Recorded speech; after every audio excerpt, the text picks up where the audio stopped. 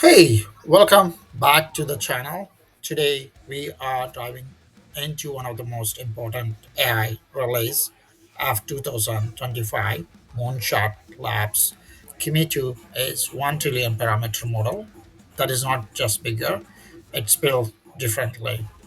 So if you are building an AI agents, copilots, coding copilots, and complex multi-step reasoning systems, then this model changes the game, and I'm gonna walk through how Kimi 2 actual gonna works. So the major things component wise which you need to look, it's has a key innovation of mixer of experts architecture with 384 specialized experts.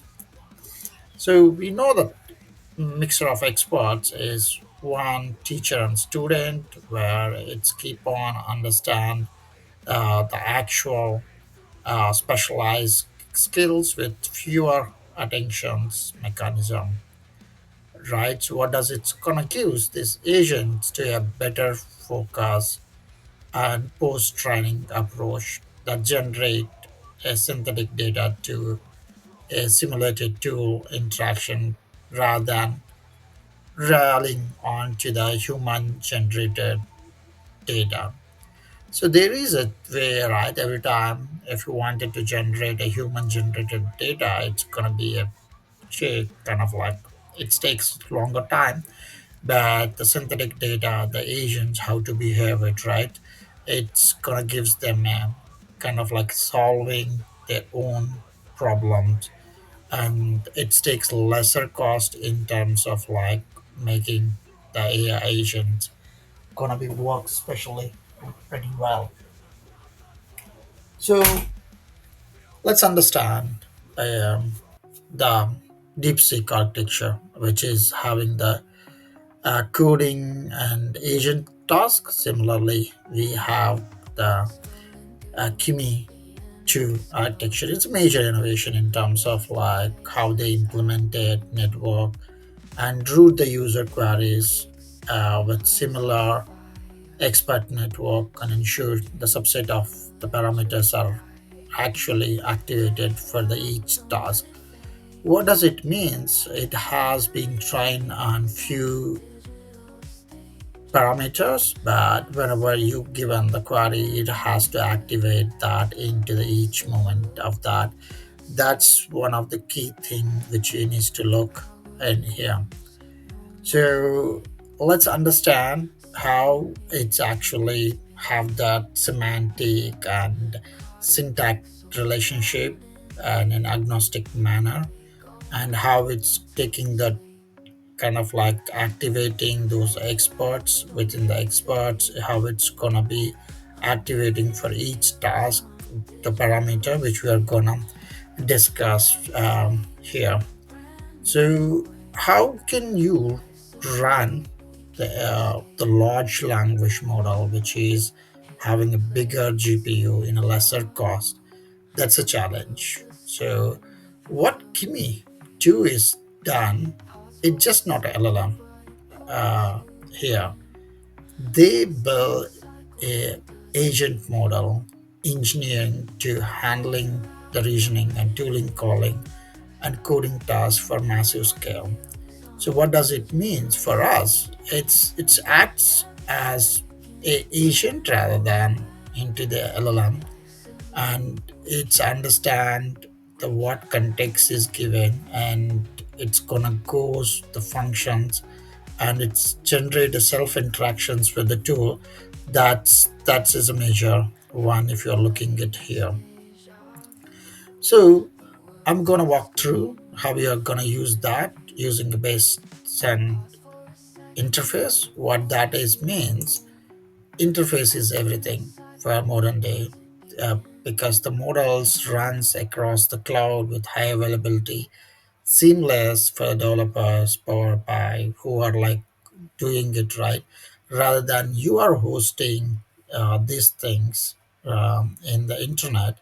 It's kind of like in a cloud, it's automatically gonna be hosted, and it takes your request, and a lot of companies is already using this, and interference is having that like high scalable workloads, and your models are gonna be ready for production one. I'm gonna show you how Kimi 2 can access from Western interference.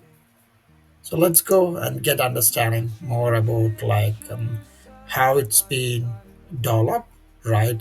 How it has that Rubik kind of like LLM judge and self-judging mechanism, and continuously improving the over the time. So that's a major thing as well, because continuous improvement is pushes the boundaries into the ones that automatically generate larger synthetic data and try to understand the data usage as well. So if you see is like here, it's evolve is a first method with the agents, and understand the domains, right? So each domain has a specialized skill agent, and with the help of the tools, which is like MCP tools, modern day tools, the agents evolves much better and perform a kind of like task interactions within the user, and simulate that environment approach, and then generate it as a judge us into the field filter data. But the key reason is like how you are gonna optimize in that. That's a challenge, because large languages mostly talks about you the token efficiencies, because it's all about the tokens and infinite training. The LLMs relay how much train you're gonna do it, but the cost is gonna be high in the modern day one. But when you look at the Kimi 2 into the production with 1 trillion parameters, it's required how they have done it. They done a tensor parallelism, KV cache optimization, and load balancing. I'm gonna talk more about this because it's focus in a kind of like the area which we needs to be focused there. The one is like the generated synthetic data, um, because human generated data is finite. We can't generate infinite data, and it has the simulated tools interactions that enable the agent to have a more understanding and learning and think and react in a such a way into the ones, and they understand the LLM training instability, because training the trillion parameters with tightened rope or spikes, and you might require a lot of attention for that, rather than you can give to the agent itself to train and get into the better answers to it. So let's, what is this measure the tensor parallelism? So tensor parallelism, if you talks about, it's more about like a large language model like GPT and Mistrals are more often, it's not a big fit for a single GPU. It's required multiple GPUs, and it's required a kind of like a high compute in terms of like, and it's going to be pretty latency wise. But tensor parallelism solution, it's break that genetics of operating through that. So with two GPUs, split the weight matrix horizontally or vertically.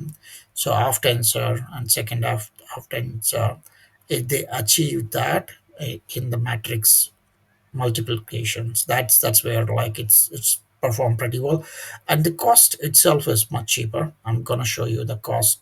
It's taking zero point 0.6. It's pretty amazing, and it's transform model, right, with the KV caching, which is like the key value matrices with the long sequence of that, and it doesn't waste your compute quadric compute once. What does it means, right? During the auto regression, regressive decoding, it cache the K and V tensors of the previous token, and then query that cache keys and values. That's where it speed up the interference and reduce the compute overhead essentially into the low LLM agentic loop and load balancing with a complex tool chain is a game changer again, because it's gonna be goes back and try to have that request in a GPUs and understand the shortest remaining time fast with dynamic batching. So this way they handle the massive kind of like LLM and make it as much faster in terms of like giving the responses. So let's get start playing with Kimi 2. So I come up with the entire Kimi 1 in a playground. And what is the major things if you look at like, so I spin up the API endpoint and it has a maximum token, kind of like 1,000, which we need to think about it like the temperature is like one has been set it up and presence penalty and frequency penalty, and it has a streaming out as well. That's one more thing we need to see it. Let's say it's like I'm gonna ask describe sunset in Paris, right? Let's see how it's gonna be invoked that. And meantime, you can see the interference volume as well. Whenever you are putting your APIs one, you can see that as well. So it's gonna show you right how many your API requests, the usage, and everything is gonna be comes in down there. So I ask like the query. So it comes back pretty faster and smoother, right? And it talks about the ones. Let's give a mathematical one, and see is like how it's gonna be performed into the math reasoning skills, and understand like how it's gonna work it out. Or else we can try the tic-tac-toe game. Let's play tic-tac the game.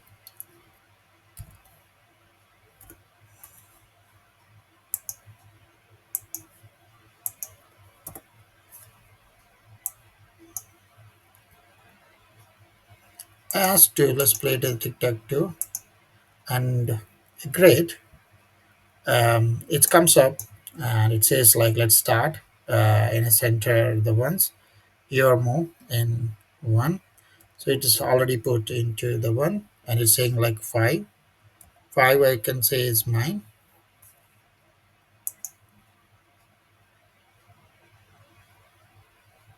So it doesn't have in the previous context, which I'm gonna find out uh, one. So it's running it because maybe I'm doing into my one, but it doesn't have the previous context. The ones which we are talking about, I need to see is like how they have been done that. But if you wanted to deploy this API endpoints, we can straight away you can do that as well, and you can try to play with this interference one.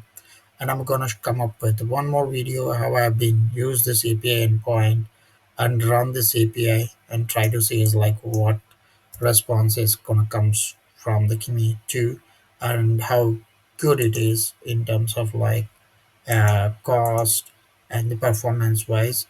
If I go to my models here, I'm gonna show you the cost as well to here.